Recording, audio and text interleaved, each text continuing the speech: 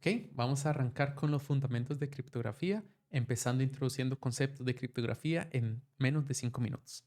El primer concepto que vamos a introducir es el concepto de hash o hashing. Hash es una de las funciones más importantes en ciencias de computación, particularmente en criptografía, donde en sencillo lo que hace es tomar un valor arbitrario de entrada, es decir, cualquier tipo de valor de entrada, sea texto o números o ceros y unos, binario, y lo transforma a una salida, según un proceso o un algoritmo. Esa salida normalmente es una salida con tamaño fijo. Y esto es súper importante y súper utilizado en el mundo de cripto, en el mundo de blockchain. De hecho, cada transacción se agrupan y se juntan formando un bloque y la identidad de ese bloque es básicamente el hash de toda la información que tiene. En otras palabras, eso es una de los métodos o maneras que lo que permiten es conectar un bloque en blockchain con otro. Pero volviendo a la función de hash, es una función criptográfica que básicamente mantiene dos propiedades. Uno, que es resistente al collision, es decir, que dos valores de entrada diferentes como hello y hola generen el mismo valor de salida. Eso es algo que se busca, que no que sea resistente a la colisión y uno que sea irreversible. Es decir, que sea muy difícil encontrando un valor hasheado o un hash value poder encontrar la preimagen si yo no tengo información anterior de cómo puedo revertir eso. Por eso hashes se llaman también como funciones de una sola vía o one-way functions. Aquí vemos un ejemplo donde un algoritmo llamado SHA-256, donde utiliza 256 bytes, básicamente transforma un texto llamado hello en esto. Ahora, vamos a ver unos ejemplos donde un texto va a ser gigantesco y la salida va a ser un tamaño muy parecido. En Python es simplemente librerías o paquetes. Y en sencillo es básicamente esto. Yo tomo algún tipo de texto. Bien, llamemos todo este texto y le hago hash y me genera un hash value. ¿Qué tipo de algoritmos existen? Realmente bastantes.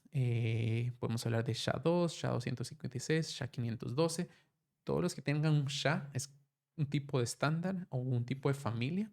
Pero también existen otros tipos de algoritmos, como Blake 2, Blake 3, Keccak, etc.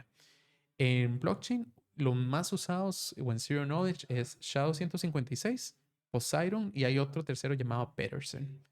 Pueden, o voy a poner un poco de información de referencia por si quieren ver exactamente cómo funciona el algoritmo, pero en la práctica para un desarrollador básicamente es una librería, un paquete que yo hago input, meto un valor de entrada llamado la preimagen y consigo un valor de salida llamada la imagen o el hash value. Em, Ahora, si quieren jugar con esto, ahí también va a poner otras referencias, plataformas donde pueden experimentar poniendo diferentes valores de entrada y viendo cuál es el valor de salida de ese hash function y cómo se pueden concatenar y hacer varias veces hash.